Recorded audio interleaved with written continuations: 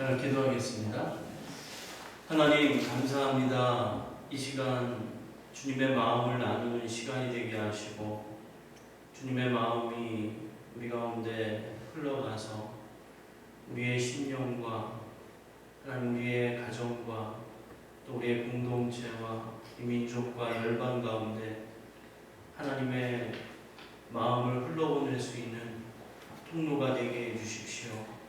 항무지와 같던 생명력 없는 땅이 생명을 잉태할 수 있는 땅으로 변화되게 하여 주시고 회복되게 하여 주시어서 하나님 이 시대에 우리를 향한 하나님의 데스티니를 이룰 수 있는 하나님의 귀한 사람들, 하나님의 사람들 되게 하여 주십시오. 하나님 주님의 말씀 앞에 반응하며 그 말씀을 살아내는 하나님의 사람들 되게 해주십시오. 감사합니다. 예수님의 이름으로 기도하옵나이다. 아멘.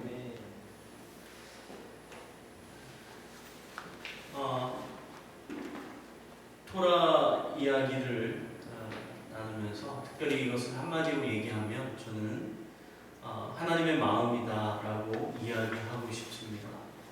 하나님의 마음이 담겨있고 그 하나님의 마음이 풀어지도록 그리고 그 마음이 한 사람에게 풀어지고 또 그 아브라함에게 풀어졌던 그 마음이 이스라엘을 잉태케 하고 또 이스라엘을 열방을 위한 제사장 나라로 삼으시는 놀라운 은혜가 하나님의 마음이 담긴 그 언약, 그 비전으로부터 시작된 줄로 믿습니다.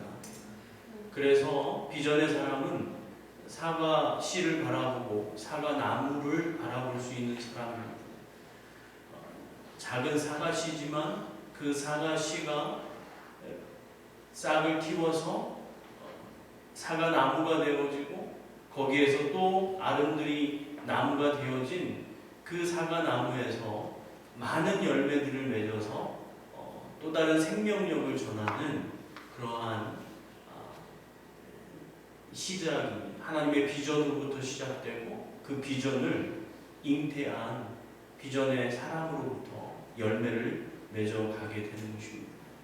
특별히 하나님의 마음이 담긴 이 토라, 그 토라의 그 말씀, 그것은 마치 사과 씨와 같은 하나님의 말씀의 씨앗입니다.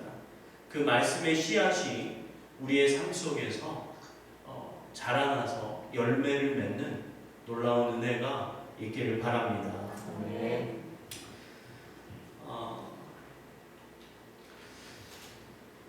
토라라고 했을 때 적은 의미에서는 모세가 받은 두 돌판에 새겨진 하나님의 말씀, 거기서부터 넓은 의미로 보게 되면 모세가 광야에 40년 동안 머물면서 기록하고 그 수천 년의 시대를 거슬러 올라가서 기록한 그 모세오경을 토라라고 합니다.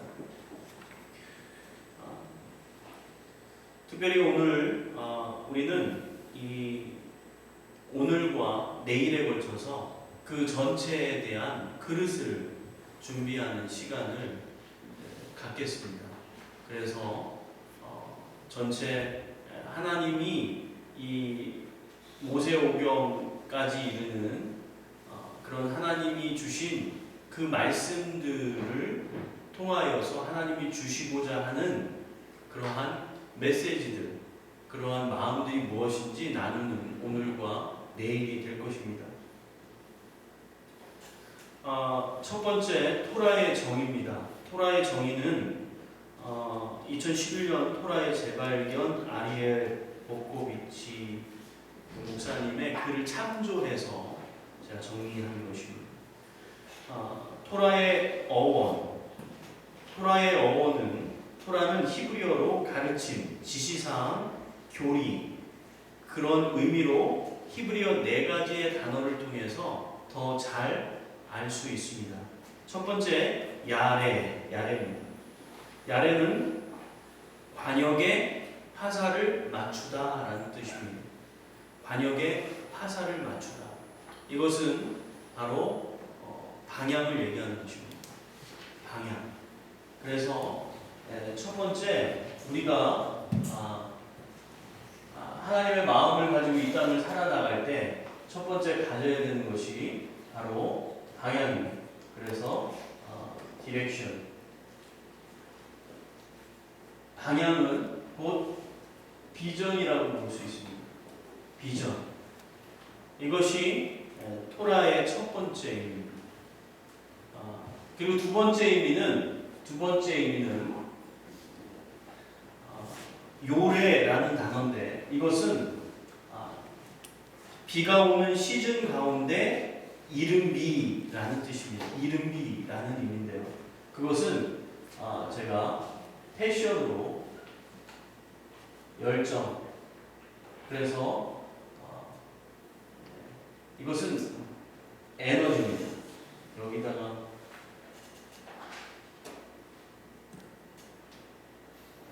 에너지. 그래서 열정이에요. 패션. 열정.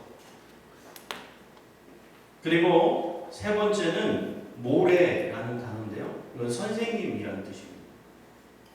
남성은 모래, 여성은 모라. 그래서 선생님이라는 뜻입니다. 그 선생님은 특별히 우리 가운데 태도입니다.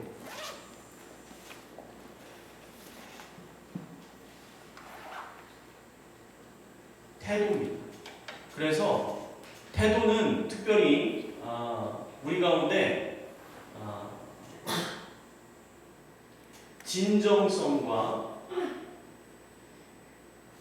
인테그리티와 그 다음에 충성, 피데오리티라고 얘기할 수 있습니다. 스펠이 지금 갑자기 생각이 안 나서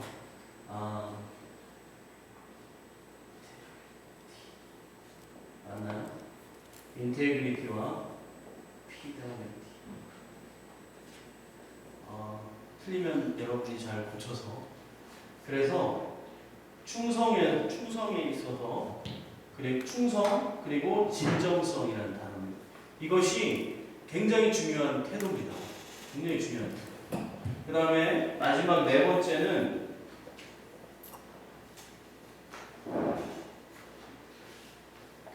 호레라는 단어인데요. 그것은 부모님, 호레, 부모님. 그래서 저는 이거를 사랑이라고 그렇게 이야기하고 싶습니다. 그래서 토라가 우리 가운데 주는 이 방향과 에너지, 태도, 그리고 사랑, 이것을 통해서 우리가 이 땅에서 우리를 향한 하나님의 데스티니를 이룰 수 있는 것입니다. 우리를 향한 하나님의 뜻을 이룰 수 있는 것입니다. 그러면 하나씩 우리가 살펴보도록 하겠습니다. 야레, 관역에 화살을 맞추는 것입니다. 토라의 어근인 야레는 관역에 화살을 맞추다라는 의미로 더 정확하게 이야기하면 관역의 중앙에 있는 점을 맞추는 것입니다.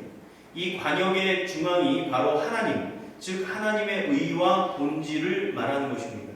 그래서 하나님과 어떠한 올바른 관계를 맺어야 하는지를 알 수 있게 하는 것입니다. 그런데 재미있는 것은 죄라는 히브리어의 의미 중에 하나가 관역을 벗어나다라는 뜻입니다. 그러니까 관역을 맞추는 것이 토라라고 한다면 관역을 벗어나는 것이 죄인 것입니다. 하나님의 뜻을 따라 사는 것, 그러니까 인생의 방향을 하나님께 맞추고 하나님의 말씀에 우리의 인생의 방향을 맞추도록 하는 그것이 토라인데 그 방향에서 벗어난 삶이 결국 죄 가운데 있는 삶이라는 것입니다. 한마디로 비전은 특별한 사람에게 주어지는 것이 아니라 우리 모두에게 주어졌다는 것입니다. 하나님은 우리를 이 땅에 분명한 목적을 가지고 이 땅에 존재토록 하신 줄 믿으시기 바랍니다. 네. 그 목적이 바로 우리의 데스티니고 우리의 비전이고 우리 인생의 방향인 것입니다. 그래서 그 하나님의 뜻을 아는 것이 중요한 것입니다. 그래야 내 인생을 어떻게 살아나가야 할지에 대하여 우리가 고민하게 되고 그것을 결정하게 되는 것입니다. 그래서 방향, 인생의 방향을 잘 잡아야 됩니다. 그래서 그 방향이 바로 우리의 인생의 비전이 되는 것입니다. 우리의 꿈인 것입니다. 우리의 디자이어입니다. 두 번째, 요래라는 단어는 비가 오는 시즌 가운데 이른 비라는 의미가 요래입니다. 야레라는 단어에서 파생된 요래는 이른 비의 의미입니다. 이스라엘에는 세 가지의 비가 오는 시즌이 있습니다. 처음 비는 10월에서 11월 사이에 내리는 이른 비. 이것이 바로 요래입니다. 이것이 토라입니다. 그 다음에 12월에서 2월 우기에 내리는 큰 비가 있습니다. 그리고 마지막으로 3월 초에 내리는 늦은 비가 있습니다. 그리고 나서 6개월 동안 여름 건기가 시작이 되는 것입니다. 그래서 모든 땅이 갈라지게 되는 것입니다. 생명력 없는 땅으로 광야가 되어지고 또 그것이 다 말라 비틀어지는 것입니다. 그 마른 그 광야의 땅을 회복시키는 것이 바로 이른비예요. 그것이 토라인 것입니다.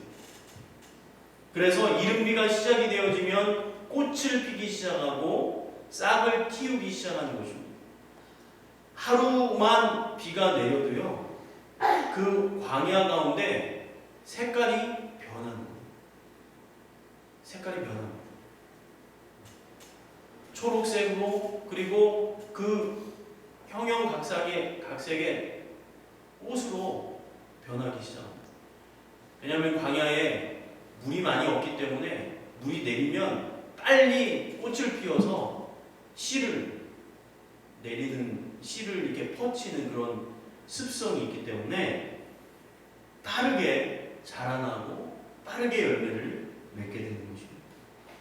그래서 이 이른 비가 내리게 되면 그 생명을 잉태하게 되는데, 특별히 우기에 내리는 큰 비는 전국적으로, 전 지역적으로 내리지만 이 이른 비는 부분적으로 아주 강하게 쏟아부는 것입니다.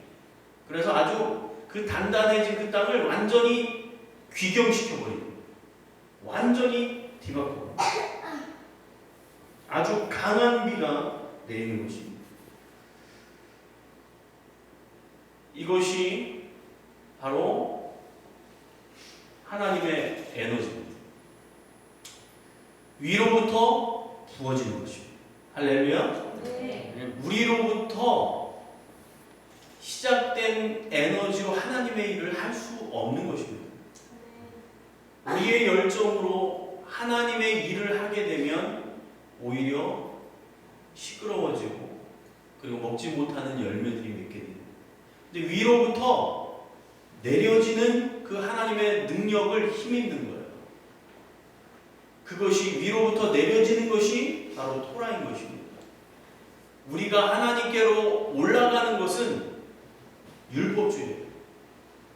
나의 선행을 통해서, 나의 덕을 통해서 내가 구원에 이르고 많은 사람들을 구원에 이르게 한다라는 그 율법주의, 그것은 바로 아래에서부터 위로 올라가는 것입니다. 그런데 하나님의 이른 비는 위에서부터 아래로 내려오는 거예요. 하나님의 그 은혜 가운데, 그리고 위로부터 우리에게 부어지는 그 열정 가운데, 그 성령의 능력 가운데 우리는 회복되는 거예요. 생명력이 회복되어지는 것입니다. 그리고 우리가 세상을 향해 나아갈 수 있는 힘을 얻게 되는 거예요. 삶의 열매로 나타나게 됩니다. 이것이 바로 열정입니다. 이것은 하나님으로부터 주어지는 것입니다. 세 번째는 모랍니다. 이건 선생님이라는 단어인데요. 이것은 야레라는 단어에서 파생되었는데 남성형은 모래, 그리고 여성형은 모라입니다. 이 선생님에 대해서 우리가 세 가지의 단어를 통해서 잘 알 수가 있습니다. 첫 번째 단어는 티처라는 단어입니다. 이것은 특정한 장소에서 전문가로서 새롭고 다양한 방법을 보여주고 설명함으로 학생들 스스로 생각하거나 느끼거나 행동하고 잘 배우도록 도와주는 사람이면서 동시에 어떤 일에 대하여 징계와 다시는 하지 않도록 경계하는 사람이 바로 티처입니다. 이것은 우리가 일반적으로 다 아는 개념이죠. 제가 여러분과 나누고 싶은 것은 두 번째, 세 번째 개념입니다. 이 선생님이란 단어에 또 다른 단어가 있는데 educator입니다. educator는 이라는 접두사는 밖으로라는 뜻이에요. duce라는 어근은 이끌어내다라는 단어입니다. 그리고 or은 명사형 전미사입니다. 바깥으로 이끌어내는 사람, 그것이 선생님입니다. 자, 조금 더 설명을 하면 삶의 유익한 길을 가르쳐주고 그렇게 살아나가도록, 그리고 업무를 실행하도록, 그리고 이미 주어져 있는 내면에 있는 재능과 달란트, 기질과 성품들의 장점들을 밖으로 이끌어내는 사람이라는 것입니다. 그래서 우리 가운데 하나님이 주신 재능들이 있어요. 달란트가 있단 말이죠. 그리고 기질이 있어요. 그리고 성품들이 있습니다. 그것들을 바깥으로 끄집어 내는 사람이 바로 선생님입니다. 여러분, 우리 모두에게 좋은 기질들이 있습니다. 예수님의 12제자의 기질들이 다 달랐고 소아시아의 7교회의 캐릭터가 다 달랐던 것처럼 우리 모두가 다 다른 기질들을 가지고 있습니다. 그런데 그 기질은 항상 단점만 있는 것이 아니에요. 장점도 있는 거예요. 혈액형도 마찬가지입니다. 혈액형도 장단점이 있는 것입니다. 디스크 검사를 하든 MBTI를 하든 그 어떤 기질 테스트를 통해서 나오는 것에 항상 장단점이 있습니다. 그런데 이 선생님은 그 장점을 바로 이끌어내는 사람이라는 것입니다. 우리 역시 하나님으로부터 천성적으로 주어진 기질과 성품들을 인정해야 됩니다. 그래서 기질대로 쓰임 받도록 해야 되는 것입니다. 그리고 성품대로 쓰임 받도록 이끌려야 되는 것입니다. 하나님이 이미 주신 것입니다. 그래서 그것을 밖으로 끌어내는 사람, 그 달란트를 펼칠 수 있는 장을 열어주고 그것을 이끌어주는 사람이 바로 선생님입니다. 여러분, 그것이 보혜사 성령님의 특징이기도 하죠. 예수님께서 제자들과 3년을 함께 계시면서 그들을 가르치시고 그들과 함께 하시면서 예수님의 사역을 가르치고 온전케 하고 그리고 복음을 전하는 티칭과 힐링과 프리칭을 다 가르쳐준 거예요. 그리고 그것을 그렇게 이끌어낸 것입니다. 그것을 이끌어내는 것입니다. 이것이 굉장히 중요한 이 선생님이라는 토라의 역할입니다. 세 번째 단어는 instruction입니다. 이는 안으로, 스트럭트는 건물을 쌓다라는 단어, 오알은 명사형 전미사입니다. 즉 안에 건물을 쌓는 거예요. 이것은 에듀케이터와 정반대의 의미입니다. 역시 유익한 삶을 살고 업무를 잘 실행할 수 있도록 새로운 방법을 설명해주고 효율적인 정보를 주어서 새로운 차원으로 이끌어 나아가도록 가르치고 구비시키는 사람, 그것이 선생님이에요. 즉 이것은 우리 가운데 없는 것을 얘기하는 거예요. 우리 가운데 없는 퍼스널리티, 우리 가운데 없는 은사들, 우리 가운데 없는 그런 스킬들, 없는 날리지, 어떤 그런 우리 가운데 없는 그것을 구비시켜주는 사람, 그것을 빌드업 시켜주는 사람, 그 사람이 선생님입니다. 그러니까 두 가지예요. 그러니까 우리 가운데 이미 있는 것을, 있는 것의 장점을 이끌어내고 우리 가운데 없는 것을 벽돌 하나하나 쌓듯이 쌓아주는 사람, 그것이 선생님이라는 것입니다.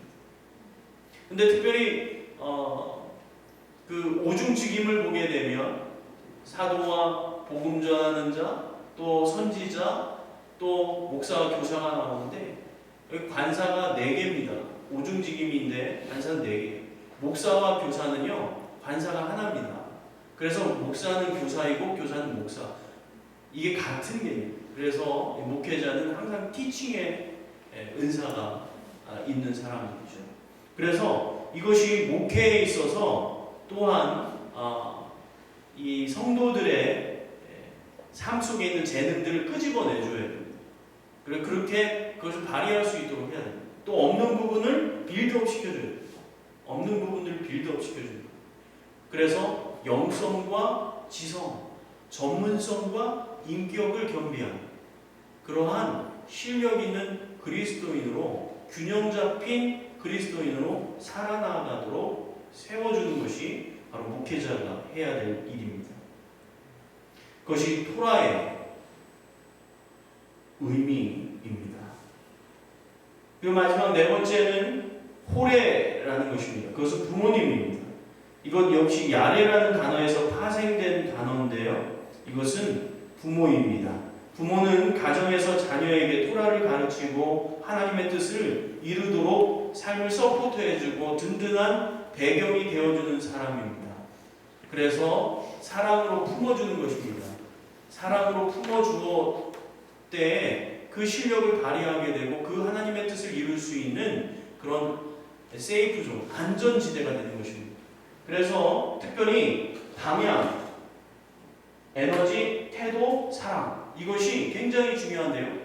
여러분, 이것은요 사실 하나님 안에서뿐만 아니라 세상에서도 이것만 제대로 하는 사람은 성공한다라고 해요.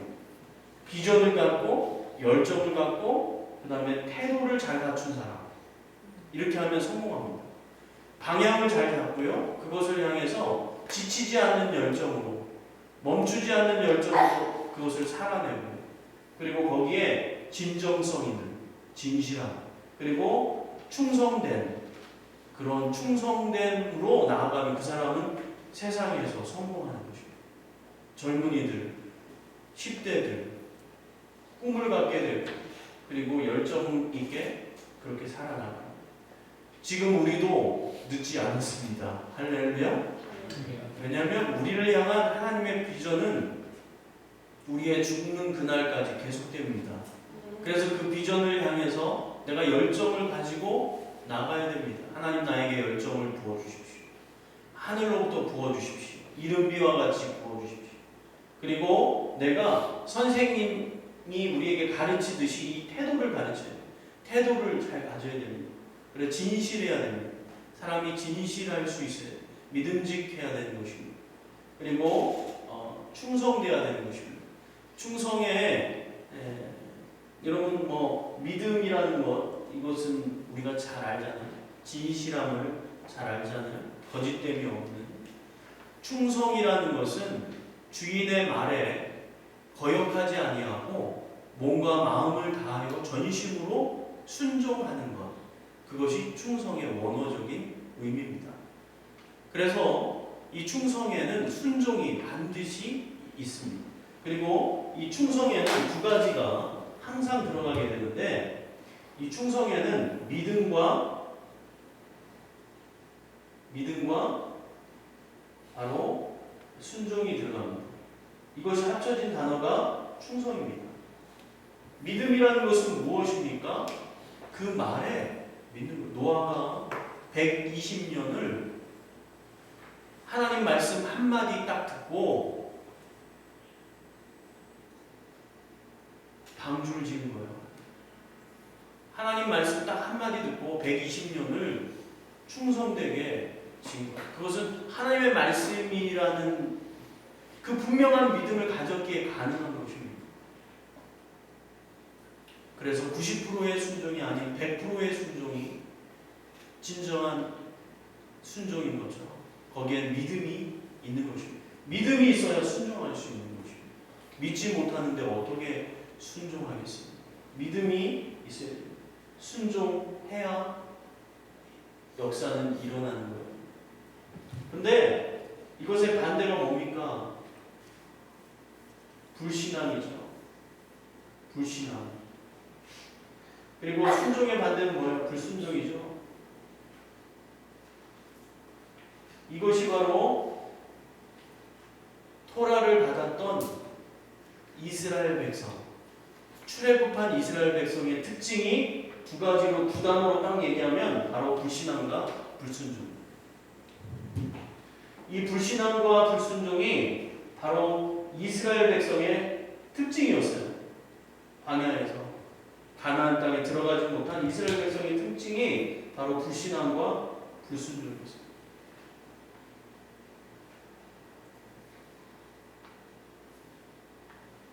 빌립보서는 이렇게 말합니다. 이 세대를 어그러지고 거스리는 세대.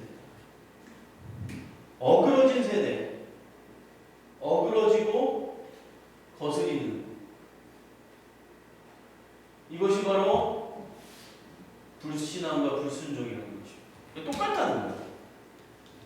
과거로부터 지금까지 이 불신앙과 불순종. 히브리서는 이렇게 말합니다. 불순종과 불신앙이 있는 사람은 나의 안식에 들어오지 못한다. 하나님의 세이프 존에 거하지 못한다.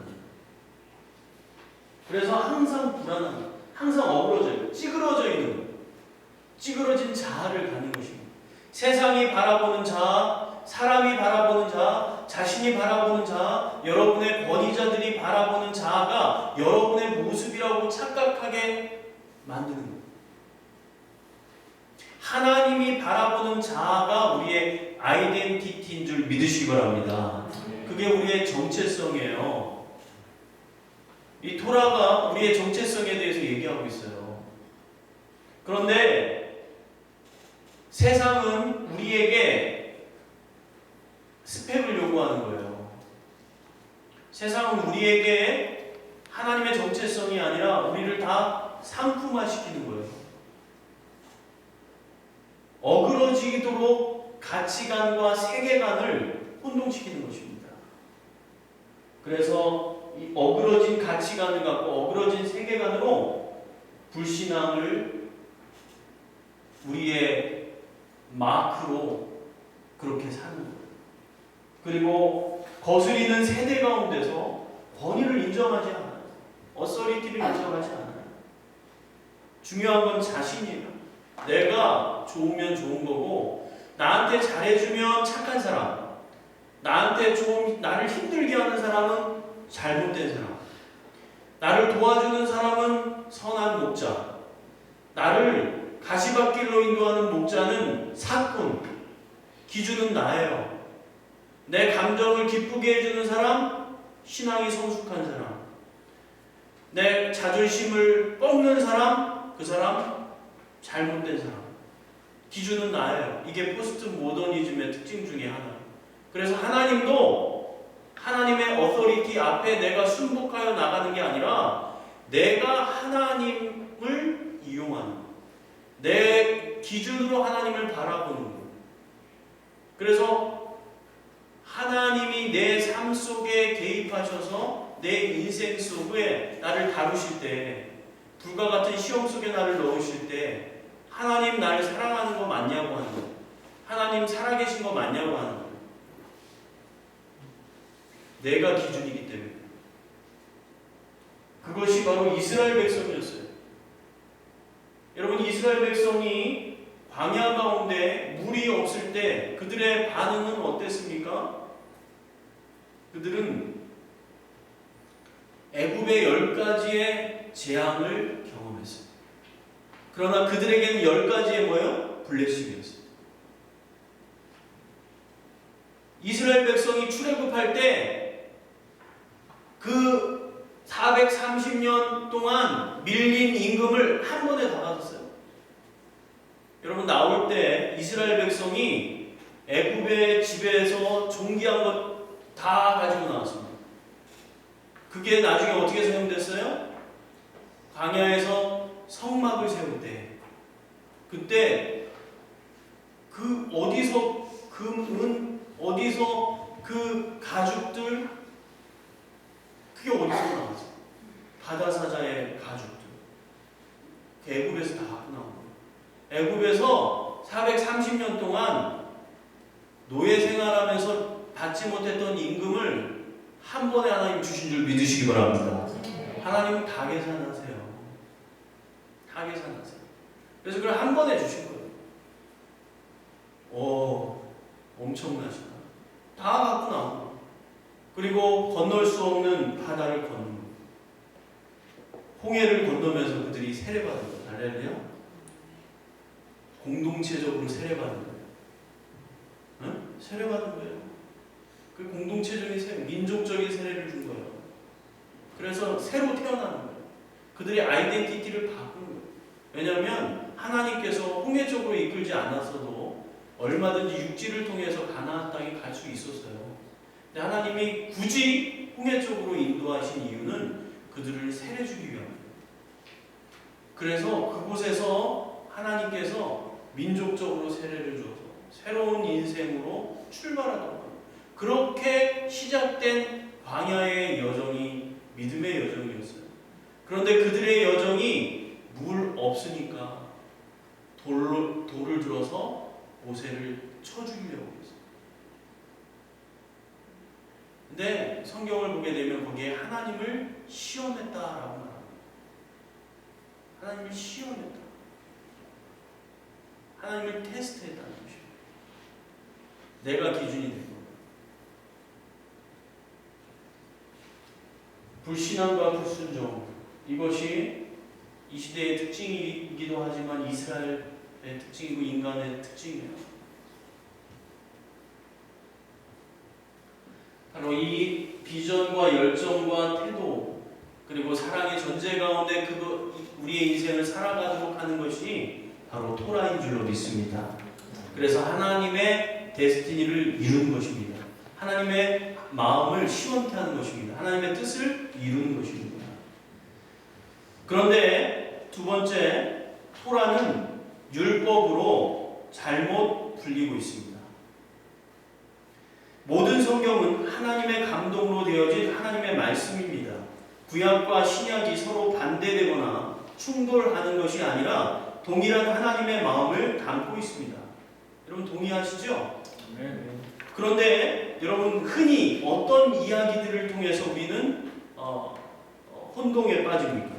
구약의 하나님은 정의의 하나님이시고 신약의 하나님은 사랑의 하나님이시고, 구약의 하나님은 공의의 하나님이시고 신약의 하나님은 은혜의 하나님이시고, 혹은 예수님께서 모세의 율법을 폐하셨고 사도 바울도 그 율법을 폐하였다. 성경을 보면 그런 구절들이 있어요. 그죠? 왜 그럴까?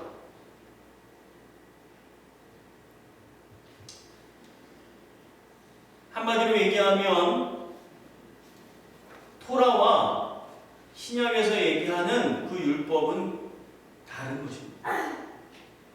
자,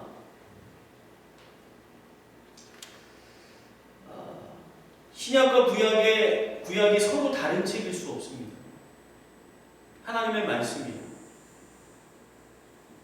그래서 우리가 뉴 테스트먼트, 올 테스트먼트 하는 걸 이스라엘 사람들은 정말 싫어한대요. 서로 다른 책일 수 없어요. 같은 책이에요. 하나님의 Book of Bible, Book of God. 하나님의 성경인 거예요. 하나님께서 말씀을 바꾸시거나 반대되는 일을 동시에 하시는 분이 아니라는 거예요. 자, 그렇다면 왜 이렇게 됐을까? 70인역 성경은 BC 250년경에 히브리어 성경이 헬라어로 번역된 성경입니다. 그런데 그때 히브리어 토라라는 단어를 헬라어 노모스와 로고스라는 단어로 번역하면서 잘못된 오역이 나타나게 됐습니다. 그래서 토라가 복음을 위협하는 율법이라는 오해를 낳았습니다.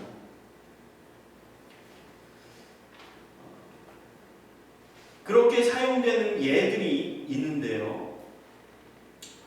특별히 이 노모스라는 단어가 70인역 성경에는 약 430번이 나와요.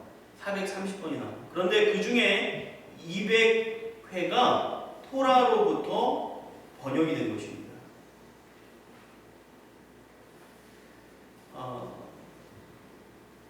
근데 구약에는 그러면 나머지 230은 뭐예요? 토라가 아니라는 거예요. 잘못 번역된 거예요. 근데 우리는 그것을 율법이 토라다라고 오해하기 때문에 자꾸 충돌이 일어나는 거예요. 좀 어려울 수 있는데 이것이 중요합니다. 그러면 잘못 번역된 노모스의 예들, 여러분의 강의하는 2페이지짜리이기 때문에 그게 없어요. 9페이지짜리는 저기 간사님 누구 있습니다. 그러니까 받기를 원하시는 분은 받으시면 돼요.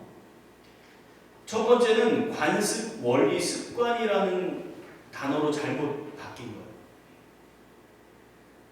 로마서 7장 21절을 제가 읽겠어요. 그러므로 내가 한 법을 깨달았노니 곧 선을 행하기 원하는 나에게 악이 함께 있는 것이로다 라고 했을 때 이 법은 토라를 얘기하는 것이 아니라 그냥 관습을 얘기하는, 습관을 얘기하는 것입니다. 또 두 번째로 헌법과 시민법이 토라처럼 사용이 됐는데 로마서 3장 2절을 보게 되면 범사에 많으니 우선은 그들이 하나님의 말씀을 맡았음이니라. 이것이 그렇게 사용된 것이고요. 또 로마서 7장 1절에서 2절 말씀을 보게 되면 남편 있는 여인이 그 남편 생전에는 법으로 그에게 매인바 되나 만일 그 남편이 죽으면 남편의 법에서 벗어나느니라 라고 했을 때 이때 법은 그 당시 시민법을 얘기하는 것이지 토라를 얘기하는 것이 아니에요.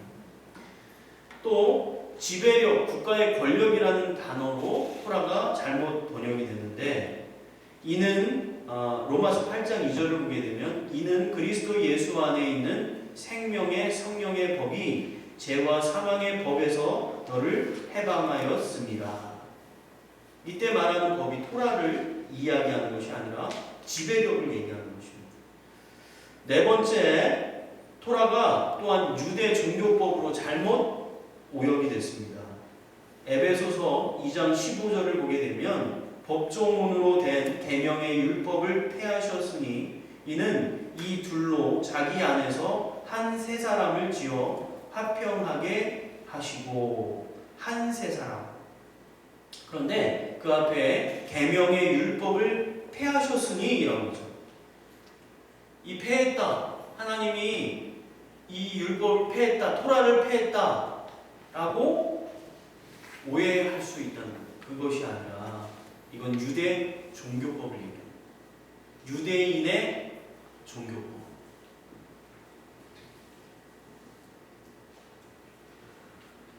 그것을 폐했다는 것입니다. 다섯 번째, 율법주의를 또한 토라가 잘못 오역됐습니다. 로마서 6장 14절을 보게 되면 제가 너희를 주장하지 못하리니 이는 너희가 율법 아래 있지 아니하고 은혜 아래 있습니다. 법 아래 있지 않대요. 그리고 은혜 안에 있대요.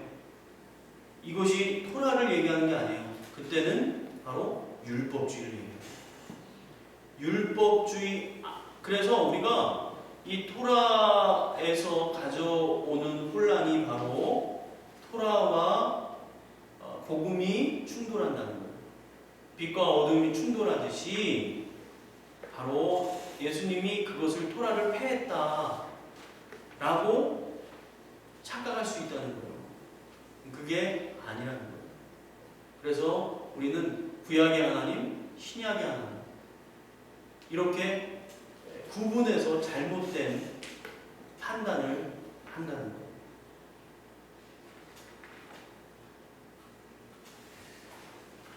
반면에 이 토라를 잘 번역한 예들이 있습니다. 로마서 9장 4절과 5절을 보게 되면 그들은 이스라엘 사람이라 그들에게는 양자됨과 영광과 언약들과 율법을 세우신 것과 예배와 약속들이 있고 조상들도 그들의 것이요 육신으로 하면 그리스도가 그들에게서 나셨으니 그는 만물 위에 계셔서 세세의 찬양을 받으실 하나님이시니라. 아멘. 그래서 율법을 세우셨다는 거예요. 사도 바울이 로마서 9장에서 율법을 세우셨다고 하고 로마서 6장에서는 법을 너희가 법 아래 있지 않다고 얘기하잖아요. 그러니까 사도 바울은 그것을 구별해서 썼다는 거예요. 토라와 율법주의를 구별해서 쓰고 토라와 유대 종교법을 구별해서 썼다는 거예요. 근데 우리가 착각하고 있고 혼동해서 우리가 잘못된 오역을 한다는 거죠. 마태복음 5장 17절에서 20절을 보면 내가 율법이나 선지자를 폐하러 온 줄로 생각하지 말라. 폐하러 온 것이 아니요 완전하게 하려 함이라. 예수님 말씀하시죠. 율법이나 선지자를 폐하러 온 것이 아니라는 거예요. 진실로 너희에게 이르노니 천지가 없어지기 전에는 율법이 1.1획도 결코 없어지지 아니하고 다 이루리라. 이러므로 누구든지 이 계명 중에 지극히 작은 것 하나라도 버리고 또 그같이 사람을 가르치는 자는 천국에서 지극히 작다 일컬음을 받을 것이요 누구든지 이를 행하며 가르치는 자는 천국에서 크다 일컬음을 받으리라. 내가 너희에게 이르노니 너희 의가 서기관과 바리새인보다 더 낫지 못하면 결코 천국에 들어가지 못하리라.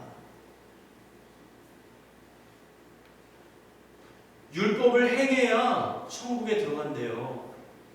그때 율법 토라를 얘기하는 것이고 토라가 다 이루어진다는 거예요. 요한복음 10장 34절과 35절을 보면 예수께서 이르시되 너희 율법에 기록된 바 내가 너희를 신이라 하였노라 하지 아니하였느냐. 성경은 폐하지 못하나니 하나님의 말씀을 받은 사람들을 신이라 하였거든.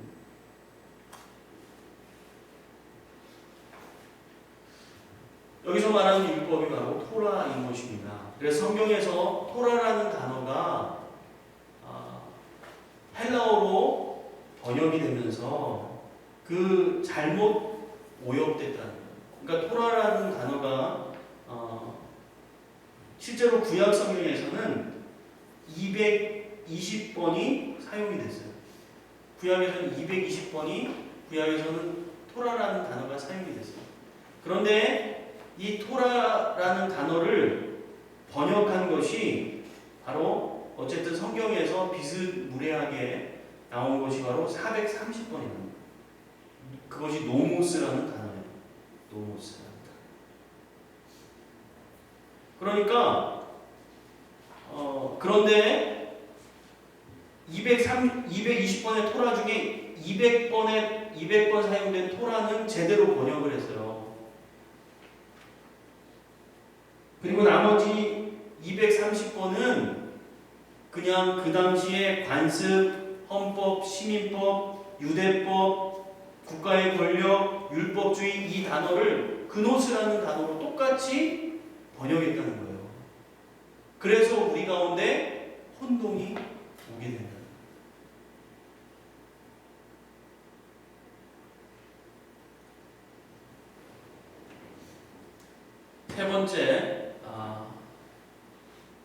성경의 뿌리인 토라는 하나님 나라의 지도입니다.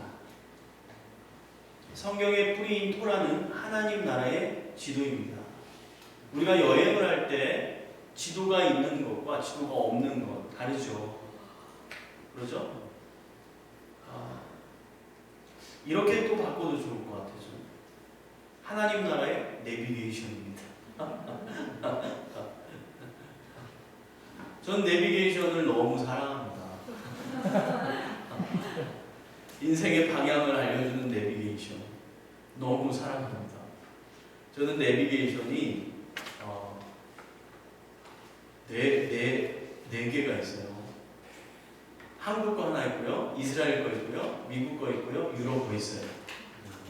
그래서 그 나라 갈 때마다 내비게이션을 가져가요.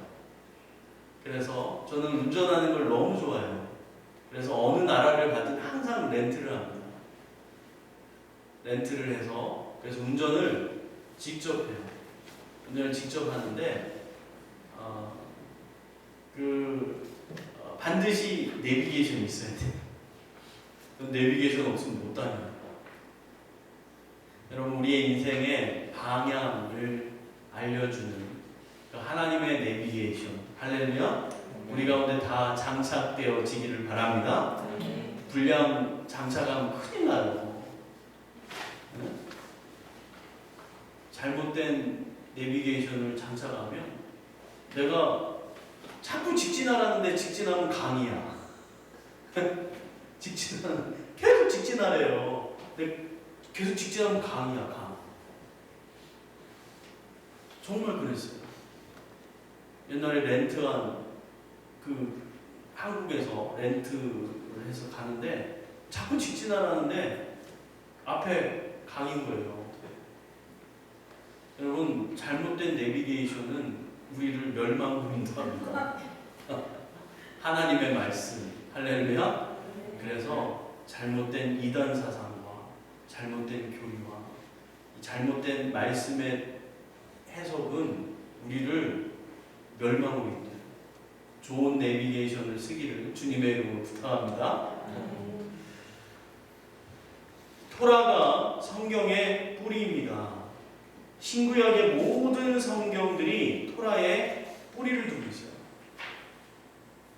여러분, 지금 성경을 배우는 시간은 아니지만 여러분, 기본적으로 우리가 알아야 될 것이 있습니다. 성경을 딱 보면, 성경을 볼 때 성경의 구조는 나무라고 생각하면 돼요. 나무. 그래서 뿌리가 있고요. 뿌리가 있고 이렇게 가지를 가지고 나무가 이렇게 자라나죠. 그리고 여기에 잎사귀가 있죠. 잎이 고상하게 있을 겁니다. 그리고 열매들이 있어요.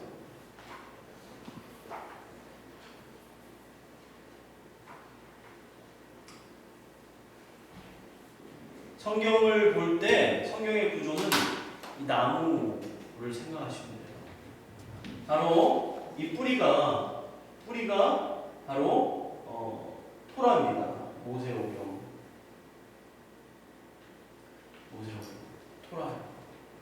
그래서 이 뿌리 가운데 줄기가 자라요. 그럼 이건 뭐냐? 이거는 역사서입니다. 토라, 모세오경, 창세기, 출애굽기, 레위기, 민수기, 신명기 5권의 책이 토라죠. 그리고 역사서는 여호수아서부터 느헤미야서까지 12권의 역사서가 있습니다. 그리고 잎사귀들이 있죠? 이 잎사귀들을 여러분 문학서,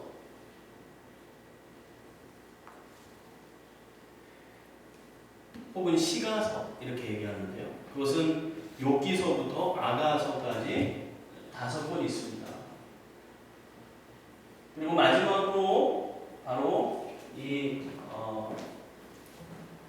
열매가 바로 예언서입니다. 그래서 보통 대선지서, 소선지서 이런 말을 하는데 한마디로 얘기하면 바로 예언서입니다. 그것은 이사야서부터 말라기서까지 17권이죠.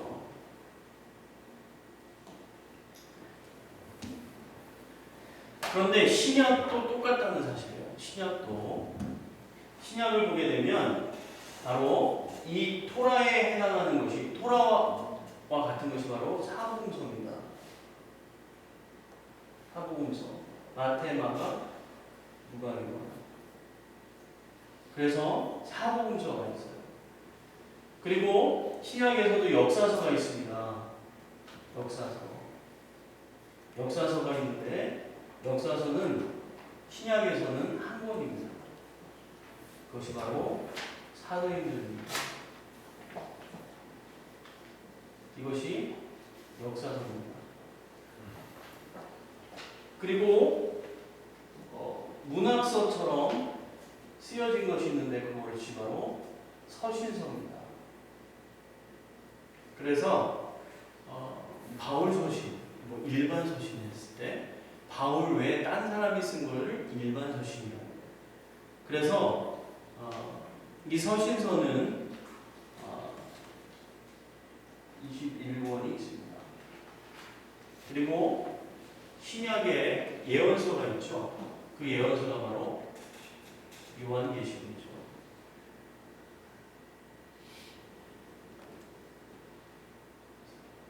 한 권이죠. 이것이 성경의 구조입니다. 이걸 자세하게 성경 배우는 시간이 아니기 때문에 자세하게는 안 나가겠지만, 자, 성경의 뿌리가 바로 토라예요. 근데 이 토라 사복음서 안에 결국 토라가 그대로 담겨 있어요. 토라 안에 사복음서가 있고요. 예수님의 복음이 바로 결국 토라의 메시지와 같습니다. 그리고 이것이 자라나죠. 역사서가 있습니다. 쭉 역사의 순서에 따라서 뭐가 나와요? 문학서와 예언서가 나옵니다. 역사가 쭉 흘러가잖아요. 역사가 쭉 흘러가면서 그 역사 양 옆에 바로 흐름을 따라서 문학서가 나옵니다.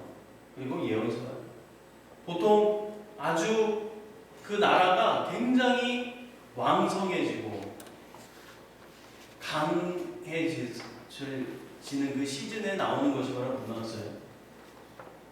반대로 그 나라가 너무 힘들고 외적의 침입을 많이 받았어요. 이방인의 침입으로 이스라엘이 막 북이스라엘, 남유다로 나눠지게 되고 북이스라엘 멸망하고 남유다 망하는 그런 역사의 어려움 속에서 나오는 것이 바로 예언서죠.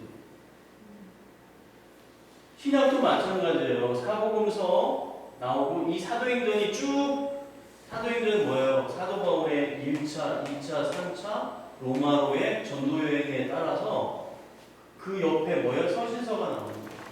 사도 바울이 편지를 보내는 거죠. 다른 사도들이 편지를 보내는 거죠. 쭉쭉 보내는 거예요. 그러면서 맨 마지막에 사도 요한이 그 핍박 속에서 마지막 예언서를 쓰게 되는 거죠. 여러분, 이것이 성경의 구조입니다. 성경을 생각할 때 그냥 나무를 생각하면 아주 쉬워요. 그래서 중요한 건 이 토라, 이것이 역사서로 쭉 가고 양 옆에 나머지 가지들과 그 열매들이 나오게 됩니다. 그거를 여러분 보면 됩니다. 그래서 구약의 나무는 역사서, 신구약의 모든 성경들이 토라를 뿌리로 두고 있는데요. 역사서를 보게 되면 여호수아서부터 느헤미야까지 12권은 하나님의 율법에 따라 이스라엘 백성을 다스린 기록입니다. 그러니까 하나님의 토라에 따라 이스라엘 백성을 다스렸던 그 기록들이 나타나 있어요. 문학서는 하나님의 율법, 토라를 주제별로 찬양한 노래들과 작품들이 대부분입니다. 예언서는 하나님의 율법, 토라가 각 시대마다 과거에 어떻게 이루어졌고 미래에 어떻게 성취될 것인가를 기록한 거예요. 그러니까 토라를 기본으로 해서 나온 거예요. 그러니까 토라를 기본으로 해서 어떻게 역대 왕들이 이스라엘 백성을 다스리고 통치했는가, 그것을 기록한 게 역사서랍니다. 어떻게 토라의 하나님이 어떻게 다스리고 어떻게 찬양을 받으시고 어떤 분이신가를 기록한 게 문하서라는 거예요. 그리고 토라의 그 말씀이 과거에 어떻게 이루어졌고 앞으로 어떻게 성취될 것이다 라고 선포하는 게 예언서랍니다. 다 토라로부터 되어졌어요. 그럼 신약을 볼까요? 신약을 보면 사복음서는 그 율법의 완성이 누구예요? 예수 그리스도예요. 그러니까 토라의 완성이 누구예요? 예수 그리스도예요. 토라의 완성이 예수 그리스도라고요. 그러니까 예수 그리스도가 토라 안에 토라인 거예요. 그래서 자, 역사서는요, 그러니까 사도행전은 유대와 사마리아 땅끝까지 확장되는 그 복음의 역사입니다. 예수 그리스도가 어떻게 유대와 사마리아와 땅끝까지 전파되는가를 기록하는 그것이 사도행전이잖아요.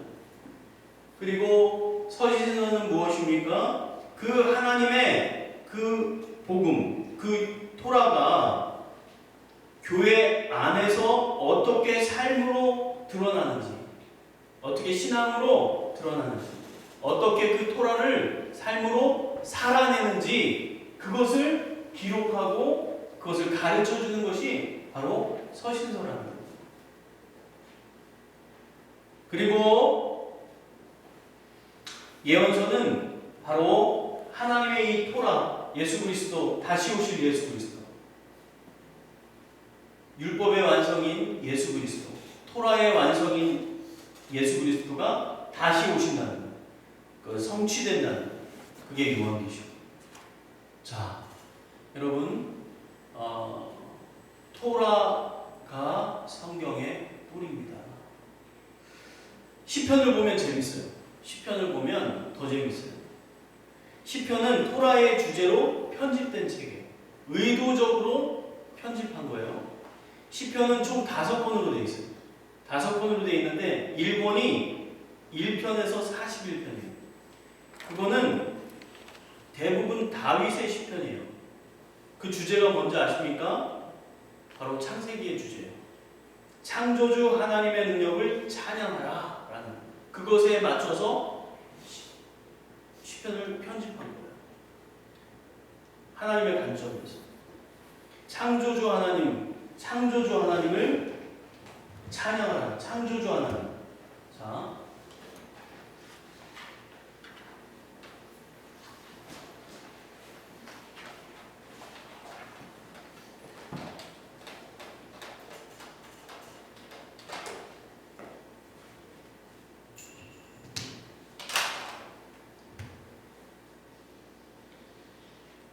창조주 하나님.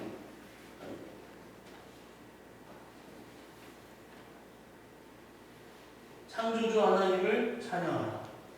이것이 창세기예요.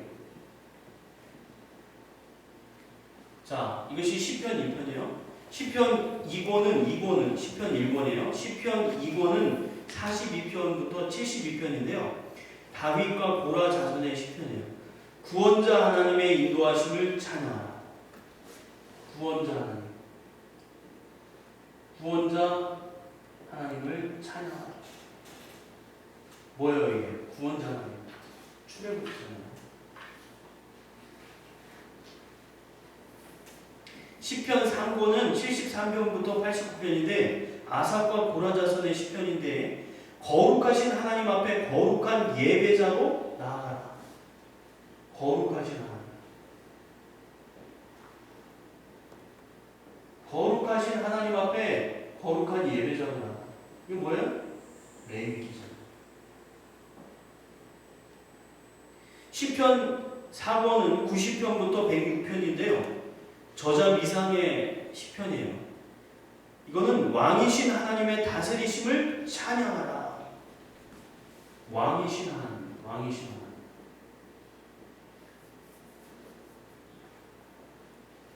이건 뭐예요? 민수기예요.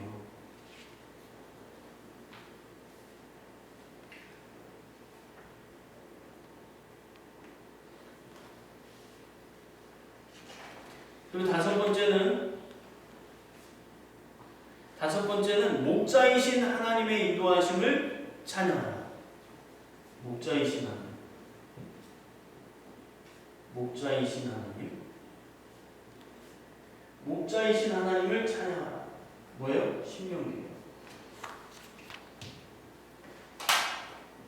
이 하나님에 대해서 찬양하는데요. 하나님에 대해서 찬양하는데 창세기, 출애굽기, 레위기, 민수기, 신명기, 토라죠. 이 토라의 내용은 하나님에 대해서 어떤 하나님을 얘기하는가? 이 다섯 가지 큰 하나님.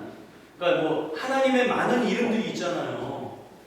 그 많은 하나님의 캐릭터가 나타나는 일하시는 많은 하나님에 대해 이야기하잖아요. 근데 대표적인 거, 특징이 딱 다섯 가지입니다. 이게 가장 중요한 하나님의 이름이에요.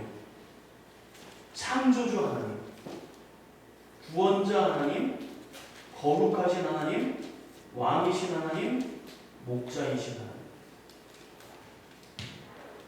그래서 창조주 하나님은 모든 것을 만드셨다는 거죠.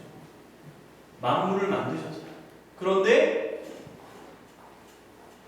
하나님의 형상으로 인간만 하나님의 형상으로 만드셨다. 그리고 구원자 하나님을 떠난 이스라엘 백성을, 하나님의 백성을 하나님은 잊지 않으셨다는 거예요. 그리고 그들을 회복시키는 거예요. 출애굽시키는 거예요. 구원하시는 거예요. 구원자 하나님의 언약을 회복시키시는 거예요. 하나님의 언약을 회복시키는 거예요. 이제 내일 이 언약에 대해서 더 배우게 될 텐데요. 이 언약이 계속해서 흘러가는 것을 보게 돼요. 결국 이 언약의 성취가 다시 오시는 예수 그리스도죠. 율법의 완성, 토라의 완성, 예수 그리스도의 다시 오십니다. 근데 이것이 어떻게 쭉 되는가? 우리 그것을 잘 눈여겨보아야 돼요. 거룩하신 하나님. 그 하나님의 거룩하심 앞에 우리가 거룩한 예배자로 나아가요. 이 거룩이라는 단어는 따로 구별하여 드려지다. 따로 구별하여 드려지다. 여러분, 집에 귀한 손님이 오신대요. 정말 내가 존경하고 사랑하는 그분이 오신대요. 다른 제자들과 오고.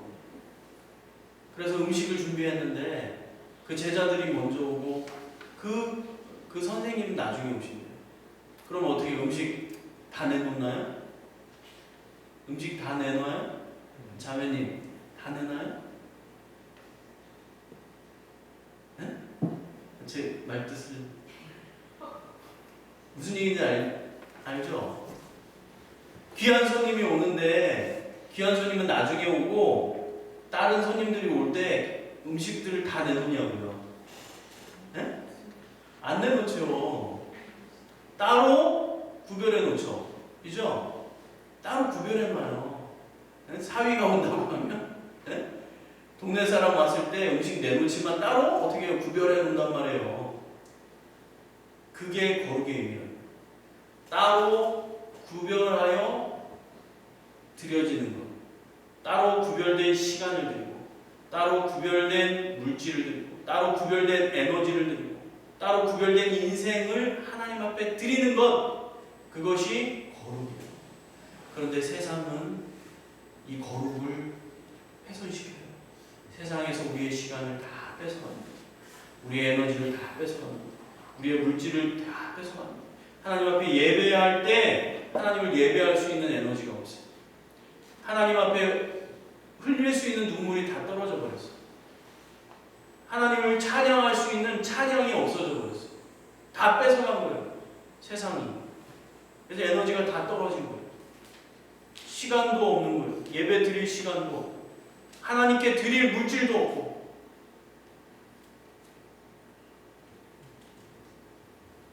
하나님의 거룩함이 훼손되는 거예요. 에스겔서에서 얘기합니다. 너희 가운데 더럽혀진 이름, 그 더럽혀진 이름을 내가 거룩하게 할 것이다. 그 더럽혀진 이름을 내가 나의 이름을 두었기 때문에 열방 가운데 너희를 거룩하게 할 것이다. 여러분, 하나님 안에서 이 거룩함이 회복되어야 합니다. 이 거룩은요, 정말 이거 더 얘기하고 싶은데 권리를 포기하는 거하고 똑같아요. 권리를 포기하는 게 드려집니다. 여러분 아세요? 권리를 포기해야 드려질 수 있는 거예요. 육신의 정욕, 안목의 정욕, 이생의 정욕, 여러분에게 주어진 시간, 물질, 에너지, 하나님께서 여러분에게 위임하셨는데, 청지기로 위임하셨는데 그것에 대한 권리를 내가 누릴 수 있잖아요. 내 시간을 내가 쓸 수 있잖아요. 물질, 에너지 내가 사용할 수 있잖아요. 그것에 대한 권리를 포기하라는 거예요. 내 발에서 신을 벗어라. 권리를 내려놓는, 권리를 포기하는 거예요. 그게 뭐예요? 하나님 앞에 드려지는 거예요. 그게 거룩이에요. 따로 구별하여 드려지는 거예요. 거기에 불임하는 거예요. 거기 그 제단에 불임하는 거예요. 그 제단에 하나님의 역사가 일어나는 거예요. 그 공동체에 그 무브먼트 가운데 하나님의 불이 임하게 되는 거예요. 그래서 부흥의 역사가 일어나요. 거기에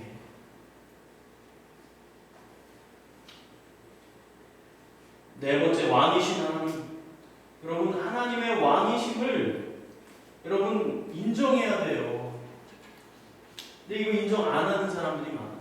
로드십, 하나님의 킹십을 인정해요. 왕이신 하나님, 왕이신 하나님, 나를 다스리시는 하나님이라는 거예요. 나를 통치하시는 하나님, 나를 지배하시는 하나님이라는 거예요. 어감이 어때요? 나를 지배하시고 나에게 명령하시는 하나님, 나에게 오더하시는 하나님, 그런 의미예요. 왕이 하라고 하면 하는 거예요. 하지 말라고 하면 하지 마는 거예요. 구름기둥이 일어나면 텐트 걷는 거예요. 움직이면 따라가는 거예요. 멈추면 거기 텐트 치는 거예요. 만나 내려서 아침에 거두라고 하면 아침에만 거두는 거예요. 주일날, 토요일, 안식일 전날은 이틀치 거두라면 거두는 거예요.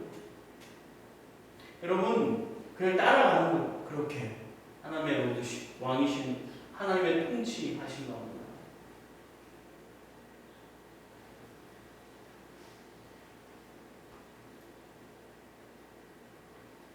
여러분, 다윗이 성경을 보면 인구계수를 2번 하잖아요. 첫 번째 할 때는 괜찮았어요. 두 번째 할 때는 하나님의 징계를 받잖아요. 본인이 왕이 된 거예요. 본인이 본인의 세력을 드러내기를 원했던 거예요. 하나님을 드러내기를 원한 거예요. 하나님 앞에 큰 진노가 임하게 돼요. 내가 왕인데, 하나님이 왕인데, 그 자리에 다윗이 들어간 거예요.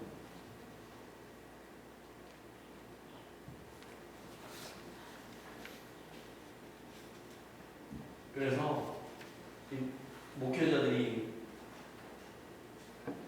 이렇게 되면 안 된다. 목자이신 하나님, 목자이신 하나님, 목자이신 하나님. 예수님 얘기잖아요. 예수님. 여러분, 예수님만 목자가 아니라 하나님 목자이신 하나님. 다윗이 시편 23편에 찬양하잖아요. 목자이신 하나님, 목자이신. 그래서 푸른 초장과 실만한 물가로 인도하시는 하나님. 우리를 인도하는 그 길이 가시밭길일지라도, 그리고 메마른 광야일지라도 우리를 푸른 초장과 실만한 물가로 인도하시는 줄로 믿습니다. 하나님은 우리를 동굴에 처박히는 게 아니에요. 잠시 터널을 지날 뿐이에요. 어둠을 지날 뿐이에요. 내 인생에 어둠이 오게 되고 내 인생에 추운 겨울이 온다고 해서 하나님이 나를 떠난 게 아니에요. 나를 인도하시지 않는 게 아니에요. 푸른 초장에 가기 위해 가시밭길을 지나가야 돼요. 광명한 태양을 보기 위해 터널을 통과해야 돼요. 우리의 인생 속에서 목자이신 하나님을 신뢰함으로 따라가는 거예요. 그러면 내가 지금 지나는 길이 어떤 길이든 그 가운데 사막 가운데 강을 내시고 강 가운데 길을 내시는 그 하나님의 놀라운 역사를 우리는 경험하게 될 줄로 믿습니다. 그분을 따라가는 것입니다. 그것이 바로 우리가 하나님을 찬양하는 것이죠. 그래서 이 창세기의 주제, 창조주 하나님을 찬양하는, 구원자 하나님을 찬양하는, 거룩하신 하나님을 찬양하는, 왕이신 하나님을 찬양하는, 목자이신 하나님을 찬양하는 것입니다. 할렐루야. 아멘. 우리 반주 좀 부탁할게요. 이 시간에 우리 함께 기도하는 시간을 갖게 됩니다. 이 시간에 함께 기도할 때요. 여러분, 창조주 하나님, 나를 지으시고 나에게 하나님의 형상을 주신, 그리고 그 형상대로 나를 지으신 그 하나님을 여러분 감사하십시오. 내 안에 하나님의 형상이 있습니다. 우리 안에 하나님의 형상이 있습니다. 구원자 하나님을 찬양합시다.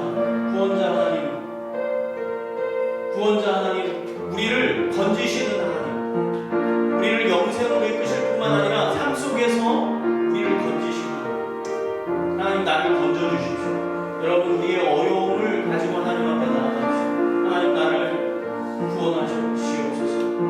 나의 인생의 문제에서 나를 구원하십시오. 거룩하신 하나님 앞에 내가 거룩한 예배자로 살겠습니다. 결단하십시오.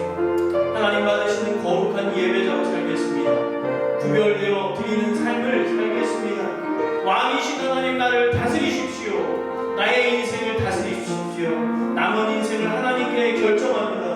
목자이신 하나님, 나를 이끌어 주십시오. 내가 하나님을 신뢰함으로 나아가겠습니다. 가시밭길일지라도 광야일지라도 메마른 땅일지라도 죽을 것과 같은 그러한 죽음의 공포가 있는 그 길일지라도 그 어둠일지라도 예수 그리스도가 하나님이 나의 목자이심으로 내가 그 길을 갑니다.